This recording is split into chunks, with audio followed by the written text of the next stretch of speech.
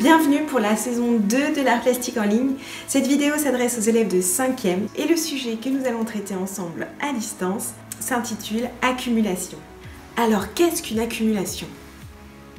Une accumulation, c'est un entassement, un rassemblement de plein de matériaux ou d'objets qui ont un point commun. Ce point commun, ça peut être la couleur, ça peut être la forme, ça peut être la nature. Je peux me dire, je vais utiliser les objets de ma cuisine. Votre travail sera donc de réaliser une accumulation d'objets et de le photographier. Cette accumulation, vous allez la réaliser au sol ou sur une table.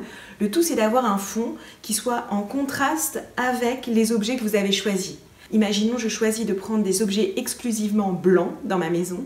Je les assemble. Si mon sol est blanc, ça ne va pas bien se voir. Par contre, si je les mets sur mon tapis qui est noir, voilà, là ça va bien ressortir.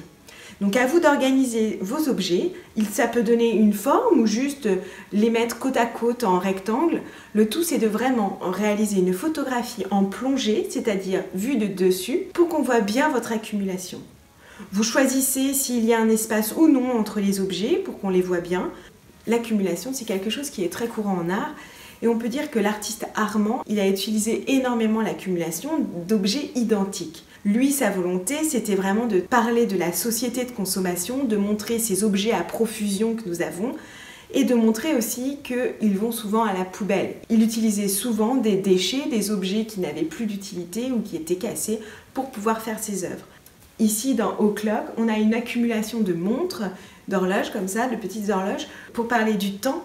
Mais finalement, ces montres, elles ne fonctionnent plus, donc on a comme ça les objets qui sont figés dans le temps. Et vous voyez, au niveau de l'organisation, on a vraiment un contraste entre le fond et les montres pour qu'elles ressortent bien. Et ces montres, elles sont bien mises côte à côte, bien organisées. On a un autre artiste qui a beaucoup travaillé les accumulations, c'est Tony Cragg. Tony Cragg, lui, il a travaillé surtout avec la couleur.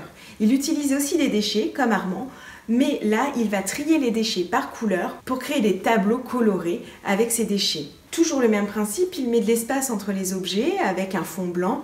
Et là, vous voyez, il a créé une palette avec des objets qu'il organise par couleur. Il a créé aussi parfois des silhouettes à partir vraiment de ces déchets qu'il organise par couleur. Hong Hao, qui travaille, lui, sur l'accumulation d'objets qui lui appartiennent. Pendant toute une période de sa vie, il va photographier ces objets et les organiser. Ici, vous avez une photo qui fait partie de sa série qui s'appelle My Thing, Mes choses. Et donc là, on voit qu'il a organisé tous ces objets qui lui appartiennent, que des objets avec des formes rondes, ce qui crée une sorte de motif. Et là, on a une forme, les formes qui se répondent.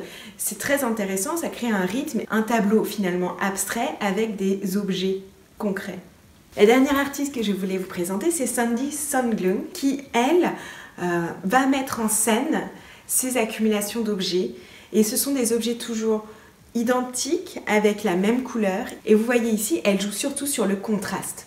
On va avoir des mises en scène avec des couleurs unies derrière et ces objets qui ressortent. Ici, dans Revenge of the Golden Fish, on a vraiment le contraste entre le rouge des poissons et le fond bleu qui fait penser à un aquarium, mais qui est en fait une chambre. Donc ici, elle a vraiment mis en scène ces petits objets en les faisant suspendre comme ça dans l'espace pour les mettre en valeur par leur forme et par leur couleur. À vous maintenant de créer votre propre accumulation.